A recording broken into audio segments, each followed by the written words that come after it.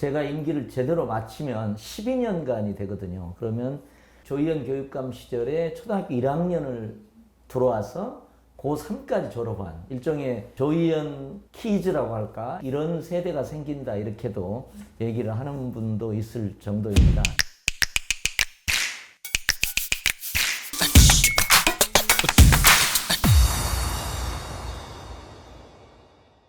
이제 AI 시대에 선진국이 된 시대에 사지선다형, 오지선다형 그리고 암기식 지식교육에 매몰되어 있는 게 말이 되냐.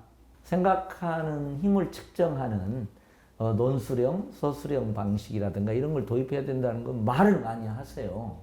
2030년대 대입제도 개선을 하게 되는데 그때는 아예 수능을 논서술형으로 전환하자. 물론 당연히 내신도 학교 수업과 평가도 논서술형으로 전환돼야 되는데 논술형 평가로 수능을 전환한다고 하면 역순으로 어떻게 변화해야 되는가를 본격적으로 고민할 수 있게 되는 거죠. 그런 취지에서 이제 제가 말씀을 드렸고, 그래서 제가 이제 자, AI 시대 아니냐. 또 실제 뭐 AI의 수준이 굉장히 높아지고 있지 않습니까? 로스쿨 시험을 AI가 봐도 뭐 합격한 정도가 지금 상황이 돼 있기 때문에 1차는 뭐 예컨대 AI 기계 채점을 하자. 그 다음에 이제 2단계 교수나 교사가 채점하는 방식을 하게 되면 채점의 실무적인 문제도 해결될 수 있다. 이렇게 생각을 하고요.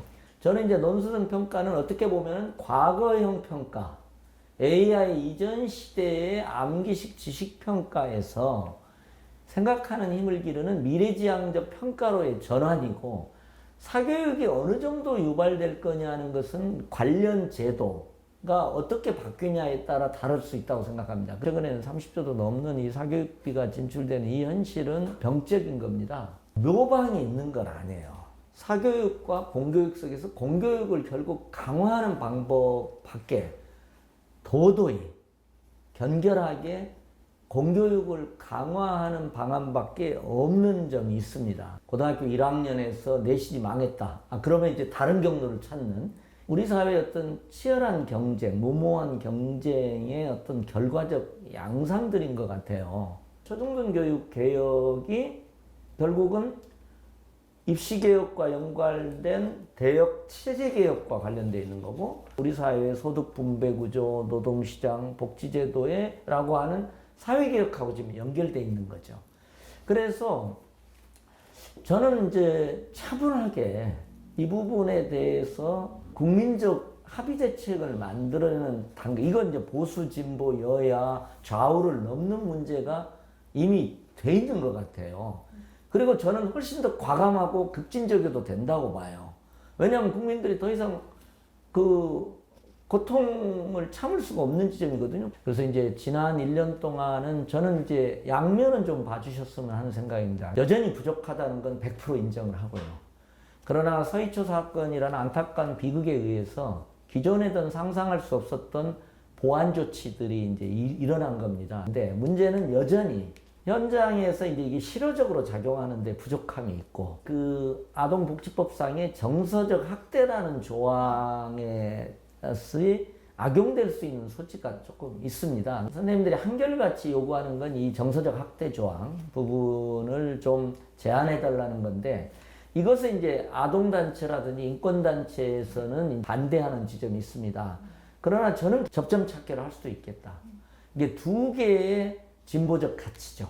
아동학대가 가정이건 사회 어느 영역에서 없어야 된다는 그런 좋은 가치와, 그럼에도 불구하고 수십만 명의 교사가 아이들을 가르치기가 너무 힘들다고 하는 전류가 있는 조건이거든요. 그러니까 교육 현장에서 정서적 학대라는 아동보호조항이 적용될 때 나타날 수 있는 위험성, 제한해야 된다는 이 두 개의 좋은 가치의 접점을 찾아내는 전향적인 노력이 좀 필요하다고 봅니다. 교사 출신 그 의원이 된 이제 백성화 의원이 서희초 특별법을 이제 발의를 했는데, 정서적 학대 조항에 대한 교육 현장에서 적용에 따른 제한이라든지, 그 다음에 학교에서의 이제 공격적 어떤 문제 행동을 하는 학생에 대한 분리에 대한 법적 규정이라든지 학교 폭력 사안 같은 것들을 학교에서 처리하는 과정에서의 조금 좀 보완적인 입법 이런 것들을 담고 있습니다. 그래서 이제 이게 이루어진다면 당연히 진일보한 변화가 있을 거라고 보고요. 이제 단지 저는 최근에는 법적 강화로만 문제를 해결하는 거에 대해서 저는 일면적이다. 오히려 어떤 문화적 접근이라고 할까? 우리들의 어떤 문제를 대하는 태도의 각 주체들의 태도의 긍정적 전환을 통해서도 해결해야 된다는 생각을 갖고 있습니다. 왜 그러냐면 교권보호라든지 학교 폭력이라는 것을 사법적인 처벌만을 강화해서 하다가 보니까 학교가 마치 사법기관처럼 돼가요. 학교 폭력 관리하는 사법기관처럼 되고 그게 끝없는 법적 분쟁에 휘달리게 되는 겁니다. 우리가 그동안 모든 인권과 좋은 가치를 억압해온 권위주의 시대, 그때 권위주의적 학교가 있었다. 근데 우리가 그걸 극복하고 민주적 학교를 만들어 왔다. 이제 민주적 학교만으로도 부족하다. 민주적 학교를 기반으로 하는 권위주의 시대로 돌아가면 안 되니까요. 우리 사회 일부는 권위주의 시대로 돌아가고 싶어 해요. 뭐 사랑의 매를 마음껏 때릴 수 있는 권위주의 학교로 돌아가고 싶어 하는 분도 있어요. 그건 아니죠. 학생인권조례도 폐지하면서 그건 아닌 겁니다. 민주적 학교의 성과를 기반으로 공동체형 학교를 만들자. 공동체형 마인드를 만들어내는 게 필요한 거죠. 그래서 제가 이제 학부모님들한테도 이제 그런 주장을 하고 있고, 최근에 이제 삼심에 기반한 공동체형 학교를 만들자. 선생님의 학생에 대한 존중심, 그리고 학생은 당연히 선생님에 대한 존경심을 가져야 되는 거죠. 여기에 하나가 추가돼야 되는데 학교에 대한 학부모의 협력심, 요 삼심이 어우러져야 된다.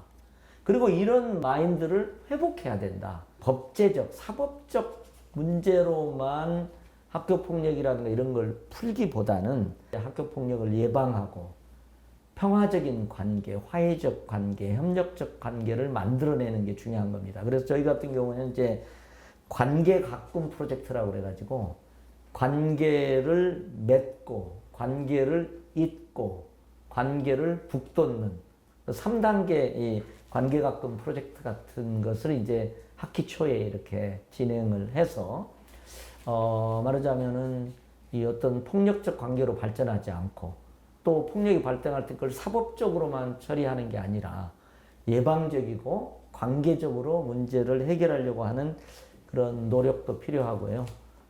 최근에는 이제 저희 북부교육지원청이나 강서 양천 교육지원청 같은 경우에는 학부모 일종의 관계 가끔 지원단이라는 이름으로 학부모가 스스로 이런 어떤 그 폭력 사안이라든가 이런 것에 있어서 어떤 화해적 개입을 하고 평화적인 해결을 위한 그런 관계 조정 노력을 하도록 학부모 스스로가 그런 어떤 화해의 리더, 평화의 리더가 될 수 있도록 하는 노력들도 지금 하고 있고, 학교 폭력이 발생하면 피해자에 대한 철저한 보호, 또 가해자에 대한 적절한 징계도 필요하지만 관계 회복 그런 것들이 동시에 가야 되겠다고 생각하고 저희가 서울교육청에서 그런 방향의 노력을 지금 하고 있습니다.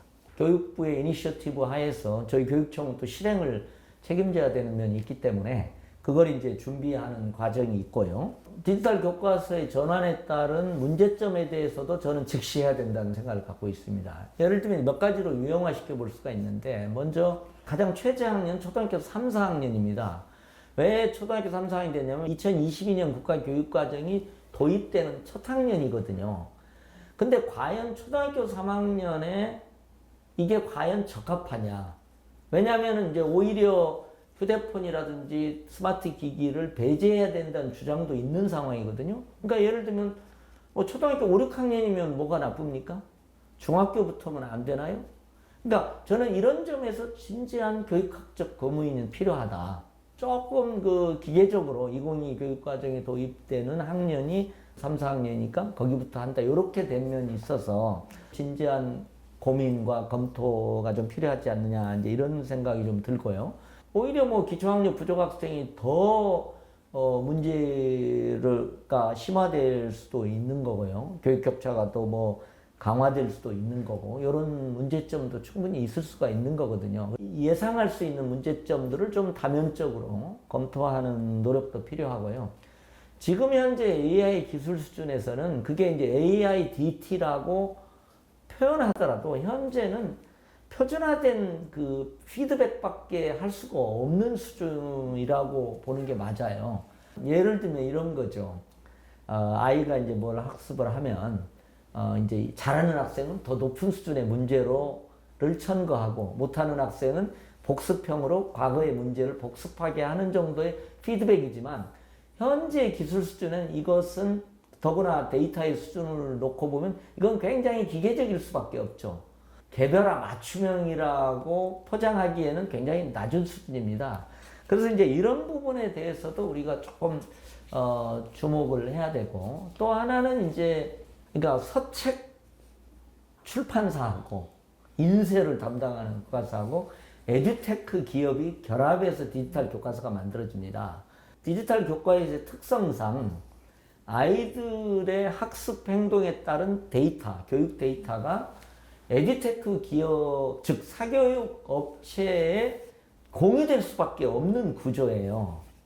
그래서 이게 가장 사실 문제입니다. 그래서 제가 이제 교육부에도 데이터의 국가관리 문제에 대해서 조금 검토를 좀 해달라는 요청도 이제 한 바가 있습니다만은 요 부분은 저도 명확한 판단을 못 내리겠더라고요. 우리 사회가 공존의 가치를 조금 확산시켜 가는 노력이 필요하고 미래 세대들은 공존의 역량이 필요하다 이렇게 생각을 갖고요. 대한민국과 세계의 중요한 특징 중에 하나는 저는 양극화라고 봅니다. 그러니까 1차적으로 사회경제적 양극화가 있고 그 사회경제적 양극화를 배경으로 하는 정치적 양극화, 적대적 진영 정치 같은 게 많습니다. 적대적인 진영으로 나누다가 보니까 불필요한 갈등도 많고 어떻게 보면 선악의 일도 양단식의 접근법이 이렇게 횡행하고 있는 점이 있습니다.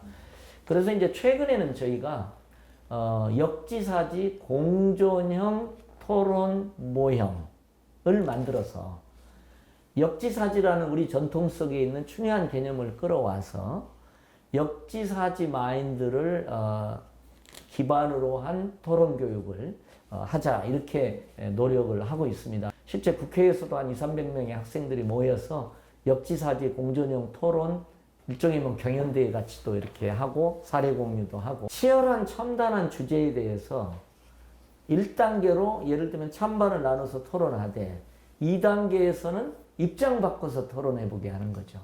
그래서 역지사지 공존형 토론을 하려고 하는 노력들을 하고 있고 최근에는 이제 경기도 임태희 교육감님과 우리가 보수 진보지만 역지사지형 공존형 토론을 한번 서울과 경기 학생들이 함께 해보도록 하자 진행을 지금 하고 있습니다. 3·7제 민주주의로 가자.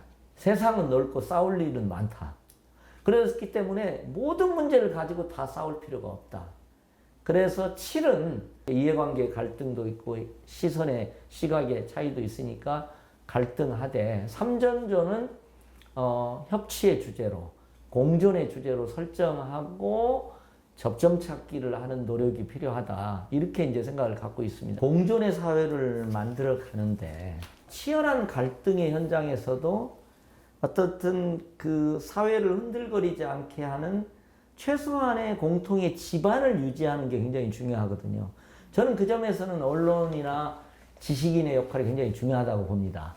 단지 사회경제적 양극화와 적대적 진영 정치의 블랙홀에 언론과 지식인도 빨려 들어가 버린 거죠. 언론과 지식인이 오히려 적대적 진영 정치에 나팔수 같이 돼 있는 어느 지점들이 있는 겁니다. 그래서 저는 이 점에서는 새로운 전환이 좀 필요하다고 봅니다. 다양한 생태의 전환 교육을 하고 있고 이제 그런 면에서 저는 자연 친화적 감수성을 기르기 위해서 단순히 농촌을 방문하는 게 아니고 농촌에서 6개월이나 1년을 사는 일종의 농촌 생활유학, 농촌 체류유학을 저희가 진행을 하고 있고 지금 뭐 300여 명이 전남, 전북, 강원도에 가 있습니다. 지방 소멸과 농촌 살리고 지방의 소규모 학교를 살리는 귀농 정책이 중장기 정책이라면 저는 오히려 미래 세대를 향한 중단기 지방 살리기 정책이기도 하다. 지방 소멸 대응 정책이기도 하다고 봅니다. 6개월이나 1년의 농촌 유학을 한 학생들의 경우에는 자연 친화적 감수성, 생태적 감수성, 자연에서 생활함으로써 생기는 새로운 감수성을 갖게 되잖아요. 그것뿐만 아니라 어떻게 보면 자기가 간 고향이 어떻게 보면 제2의 고향이 될 수 있는 거잖아요. 저는 거기서 조금 더 나가려고 생각하고 있습니다. 서울에 저는 100만의 학생들은 한 개의 관심 국가를 갖자. 저는 그걸 이제 정책화해 보려고 생각합니다. 2개의 내셔널 정체성을 갖자.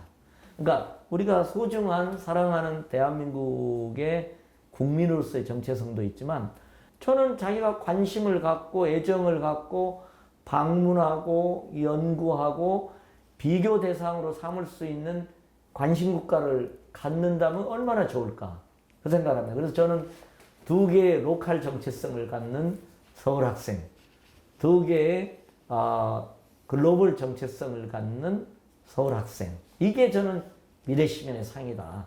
저는 그렇게 갔으면 좋겠다.